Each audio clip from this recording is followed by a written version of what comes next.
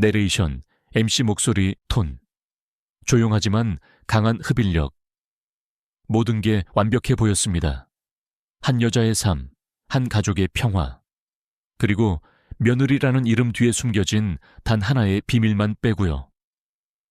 그녀는 최고의 며느리였습니다. 누구보다 다정했고 누구보다 헌신적이었죠.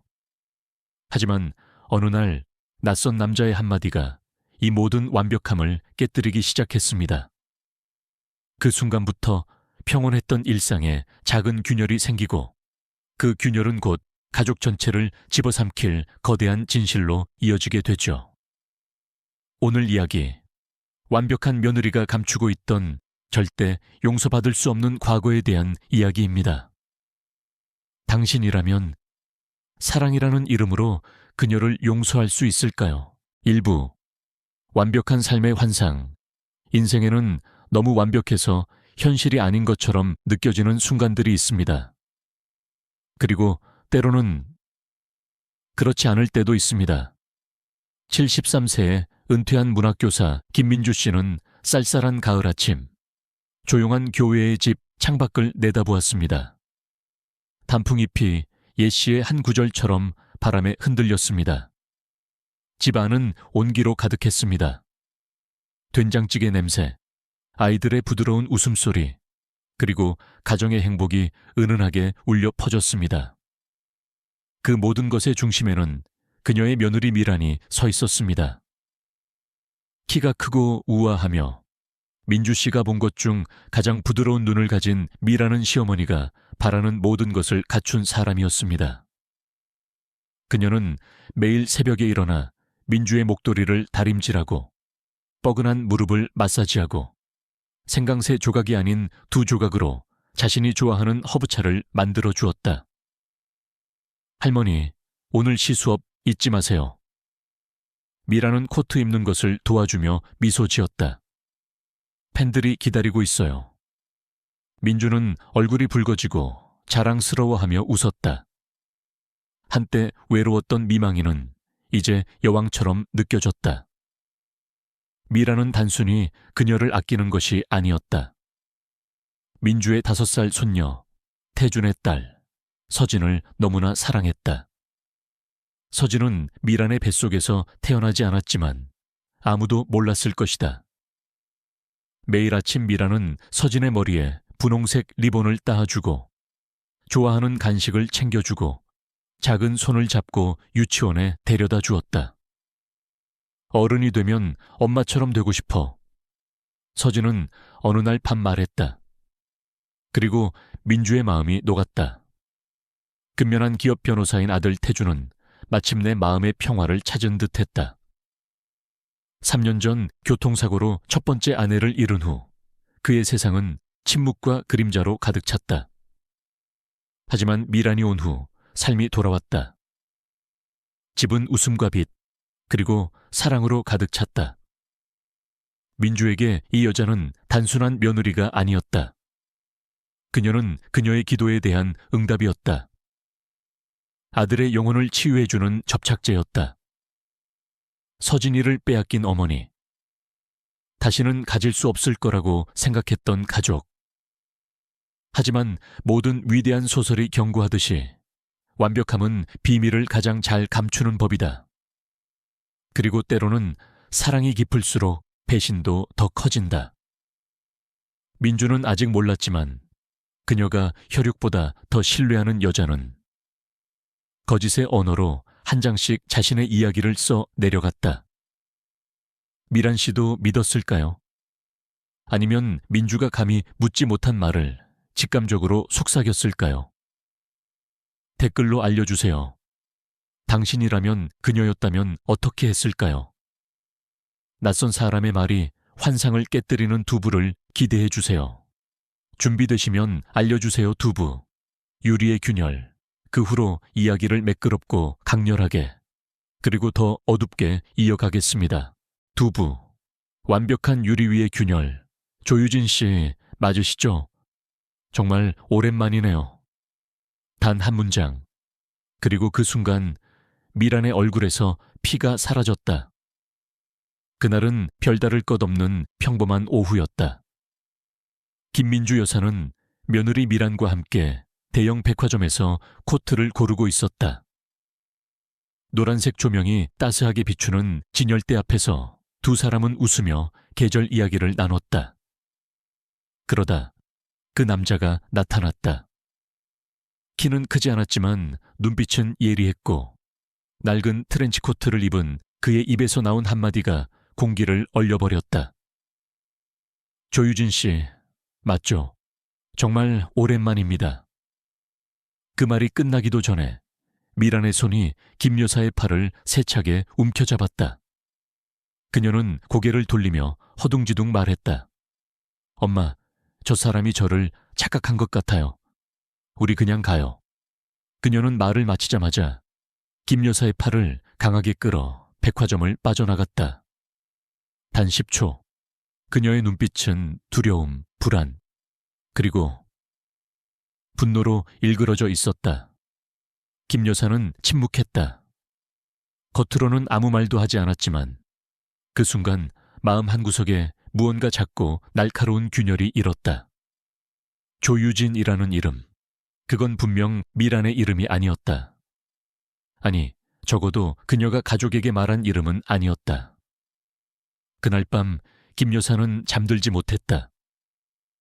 미란은 평소처럼 차분하고 다정하게 저녁을 차려내고 손녀 서진의 머리를 묶어주며 웃었다. 그러나 그 웃음이, 그 목소리가 이상하게 들렸다. 너무 조용해서 오히려 시끄러웠다.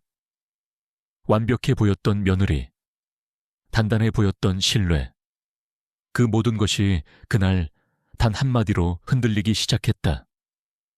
그녀는 누구인가?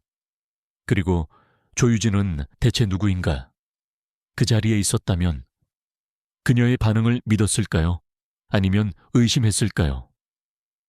댓글로 여러분의 생각을 남겨주세요.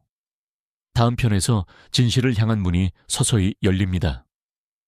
세부, 낯선 주소, 그리고 불안의 시작 곧 공개됩니다. 이제 다음 파트 3부, 낯선 주소, 그리고 불안의 시작으로 이어가길 원하시면 알려주세요. 같은 감정, 같은 흐름으로 바로 써드리겠습니다. 모비필м, 세부, 낯선 주소, 그리고 불안의 시작 이상한 일이 또 일어났다. 그 사건이 있은 지 사흘 뒤 김민주 여사는 집 안우편함에서 이름 없는 봉투 하나를 발견했다. 봉투는 낡고 구겨졌으며 겉면엔 아무런 발신인도 없었다. 그녀가 봉투를 열어 펼친 쪽지에는 단 3줄이 적혀 있었다. 며느리에 대해 진실을 알고 싶다면 7일 오후 3시 이 주소로 오세요. 주소는 서울 외곽의 조용한 동네, 잘 알려지지 않은 골목의 작은 카페였다. 김 여사는 종일 그 쪽지를 쳐다보며 앉아 있었다. 기억 속엔 며느리 미란의 환한 웃음이 겹쳐졌고 그날 백화점에서 들은 조유진이라는 이름이 계속 머릿속을 떠돌았다. 그녀는 믿고 싶었다. 미란이 그냥 닮은 사람이었고 낯선 남자가 단순히 사람을 착각했을 뿐이길 바랐다.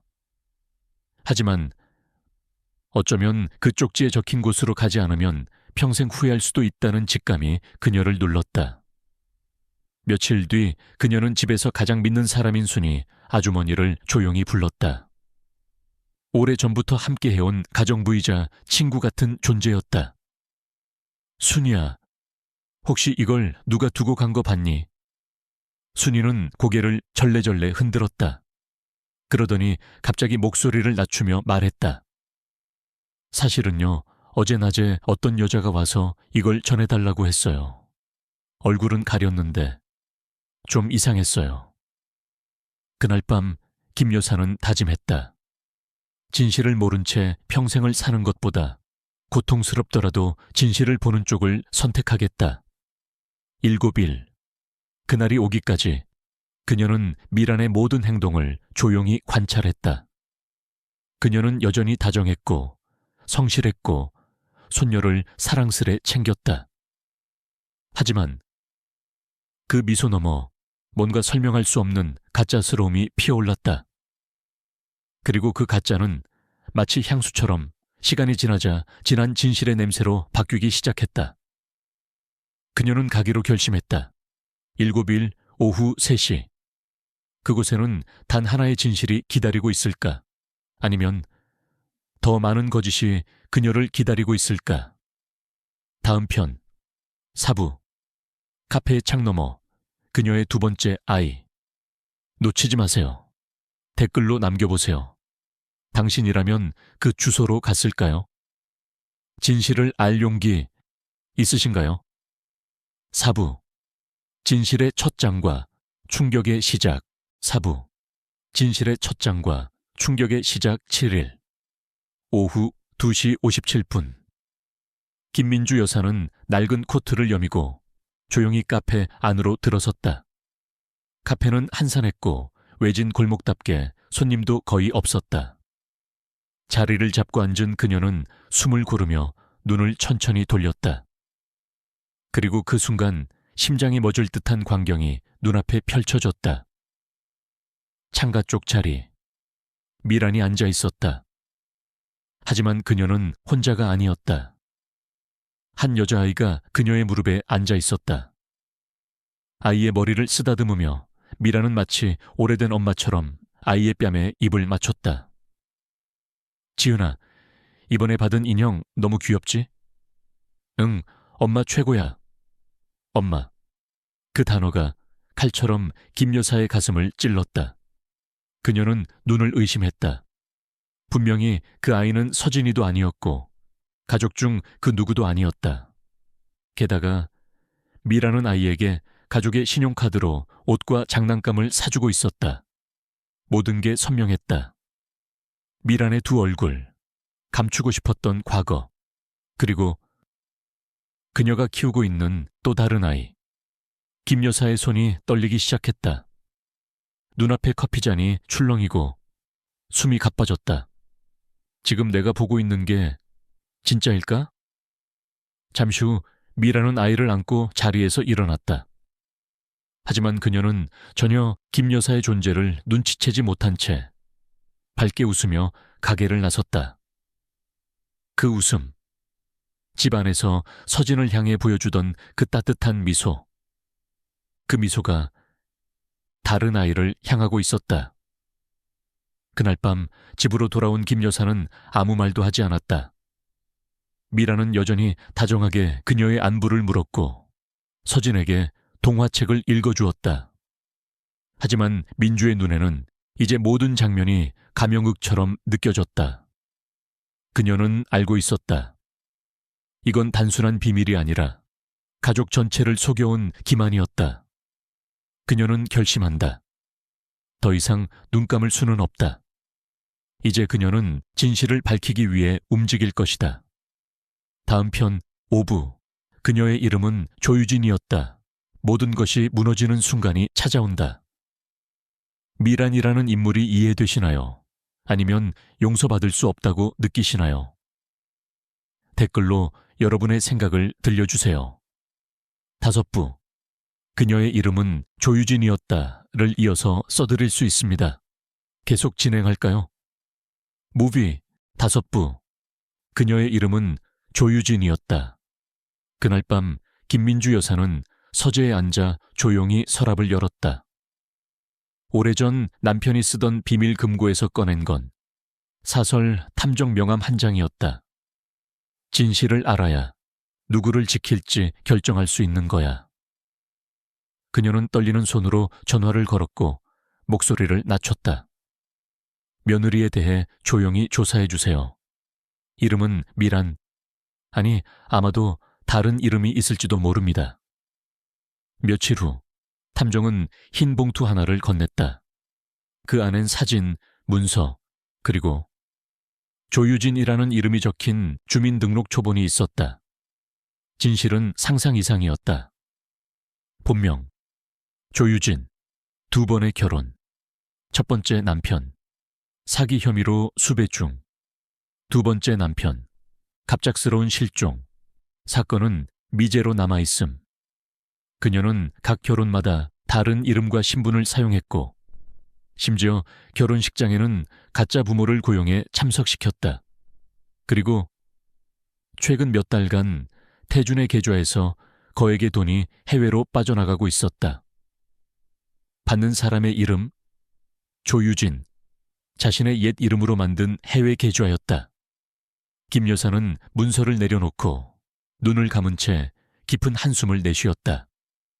이 집의 평화는 거짓으로 지탱되고 있었던 건가? 그날 저녁 태준이 퇴근하자 그녀는 그를 조용히 불렀다. 서재에서 그녀는 모든 서류를 책상 위에 펼쳤다. 이건 내 아내에 관한 진실이다. 넌 지금 누구와 결혼해 살고 있는지 알고 있어야 해. 태준은 처음엔 믿지 않았다. 서류를 덮고 소리쳤다. 엄마, 그럴 리가 없어요. 미라는 그런 사람이 아니에요. 하지만 그가 문서 한 장 한 장을 넘기고 녹음 파일에서 미란이 전화로 송금 지시를 내리는 목소리를 들었을 때 그의 눈빛이 바뀌었다. 그리고 그 순간 문이 열리며 미란이 들어왔다. 그녀는 모든 걸 본 듯 조용히 문을 닫고 말했다. 알게 되셨군요. 김 여사는 차가운 목소리로 물었다. 넌 대체 누구니? 미라는 한참을 침묵하더니 결국 무너진 듯 주저앉아 울기 시작했다. 눈물 속에 묻혀나온 고백은 단 하나였다. 처음엔 정말 돈 때문이었어요. 하지만 지금은 진심이에요. 이 가족을, 서진이를 진심으로 사랑하게 됐어요. 그 방 안에는 분노, 배신, 사랑, 그리고 혼돈이 소용돌이쳤다. 그녀는 죄인인가 아니면 상처받은 인간일 뿐인가. 이제 선택은 남아있다. 이 진실을 외면할 것인가, 마주할 것인가. 다음 편, 육부, 운명의 대면, 그리고 무너지는 사랑, 모든 것이 부딪히고 무너지고 드러나는 순간이 다가온다. 사랑은 모든 죄를 덮을 수 있을까요? 아니면 진실 앞에서 사랑도 무너질 수밖에 없을까요? 원하신다면 6부, 운명의 대면, 그리고 무너지는 사랑을 곧바로 이어서 써드릴 수 있습니다. 6부, 운명의 대면, 그리고 무너지는 사랑 거실은 무겁고도 조용했다. 누구도 먼저 입을 열지 못했다. 단지 벽시계의 초침 소리만이 그 침묵을 자르고 있었다. 미라는 눈이 붉게 부은 채 서 있었다. 김민주 여사는 정면으로 그녀를 바라봤고 태준은 손에 쥔 서류를 부들부들 떨고 있었다. 그럼 지금까지 전부 거짓이었어? 태준의 목소리는 낮았지만 그 안엔 분노와 절망, 그리고 한 가닥의 미련이 섞여 있었다. 미라는 고개를 들었다. 그녀의 눈엔 더 이상 거짓이 없었다. 그녀는 울지 않았고 변명하지도 않았다. 그저 담담하게 입을 열었다. 처음엔 당신을 이용하려고 했어요. 솔직히 말하면 그게 전부였죠. 나한테는 도망쳐야 할 과거가 있었고 당신은 그 모든 걸 덮을 수 있는 이상적인 남편이었으니까요. 태준의 얼굴이 일그러졌다. 그러나 미라는 말을 이었다. 하지만 시간이 지나면서 당신과 함께 웃고 서진이를 안고 자고 어머니와 함께 밥을 먹는 그 모든 순간들이 거짓말이었으면 좋겠다고 생각했어요. 그녀의 눈가에 눈물이 고였다. 왜냐면 진심이 되어버렸거든요. 나는 그게 두려웠어요.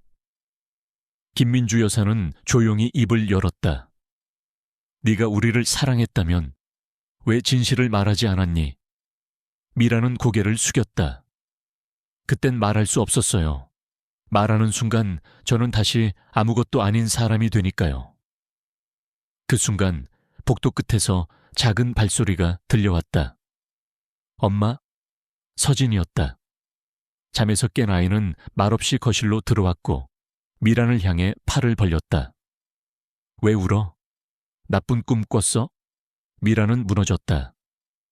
모든 강한 척이, 모든 가면이 그 작은 아이의 포옹 앞에서 산산이 부서졌다. 그날 밤 태주는 방을 나갔고 김 여사는 창밖을 보며 홀로 앉아 있었다. 미라는 서진을 품에 안고 말없이 등을 돌렸다. 사랑은 진심이었지만 그 진심조차 때로는 용서받기엔 너무 늦은 법이다. 이제 가족은 찢어질 위기에 놓였다. 진실은 밝혀졌고 그 후에는 단 하나, 심판만이 남아있었다. 다음 편, 칠부, 법정의 눈물, 그리고 마지막 용서, 드디어 모든 것이 결정된다. 이 이야기의 마지막 장, 당신이라면 그녀를 용서할 수 있었을까요? 사랑은 과거를 덮을 수 있는가? 아니면 정의가 먼저인가? 칠부, 법정의 눈물, 그리고 마지막 용서를 이어서 작성해 드리겠습니다. 칠부, 법정의 눈물, 그리고 마지막 용서, 서울지방법원 제3형사부. 재판정에는 차가운 공기만이 가득했다. 피고석에 앉은 미란, 아니, 조유진은 수해 위에 단정히 앉아 있었고 그녀의 눈은 한 점을 뚫어지게 바라보고 있었다. 바로 방청석에 앉은 서진이었다. 판사는 중립적인 목소리로 판결을 내렸다. 피고인은 타인의 신분을 도용하여 결혼, 금융사기 및 명예도용 혐의로 징역 2년을 선고한다. 방청석이 술렁였고 조유진은 조용히 눈을 감았다. 그 순간 작은 목소리가 법정의 공기를 찢었다. 엄마, 서진이었다. 아이의 손을 잡고 있던 김민주 여사의 손이 움찔 떨렸다. 그녀는 애써 고개를 돌렸지만 서진은 이미 조유진을 향해 달려가고 있었다. 법정의 경비가 막으려 했지만 판사는 조용히 손짓으로 제지했다. 그 짧은 허용된 순간 서진은 조유진 앞에 섰다. 그리고 작고 떨리는 손으로 엄마의 손을 꼭 잡았다. 나 엄마 기다릴 거야. 다른 엄마는 필요 없어. 그 말에 조유진의 눈에서 소리 없는 눈물이 흘러내렸다. 재판이 끝난 뒤 김민주 여사는 조용히 조유진에게 다가갔다. 그녀는 깊은 숨을 들이마신 후 아주 낮은 목소리로 말했다. 나는 너를 용서한 게 아니야. 하지만 서진이가 널 엄마라고 부르며 울고 있는 이상 나도 모른 척할 순 없어. 조유진은 고개를 숙인 채 말없이 울었다. 그 눈물은 처음으로 거짓이 아닌 진심에서 우러나온 것이었다. 2년이라는 시간은 그 어떤 말보다 잔인하지만 또 때로는 어떤 관계에겐 필요한 거리가 되기도 한다. 조유진은 수갑을 찬 채 호송채 올랐고 차창 밖으로 서지는 작은 손을 흔들었다. 엄마, 꼭 돌아와야 해. 알았지? 그녀는 떠났다. 그러나 이번엔 도망이 아니었다. 그건 책임의 시작이었다. 때로는 가장 깊은 배신조차 가장 진한 사랑에서 비롯되기도 한다. 이야기 끝. 여러분은 조유진을 용서하시겠습니까? 아니면 그녀는 그 대가를 영원히 안고 살아가야 합니까? 이 이야기가 가슴을 울렸다면 좋아요와 공유로 더 많은 사람과 함께 나눠주세요. 진실, 용서, 그리고 사랑에 대해 함께 이야기해요.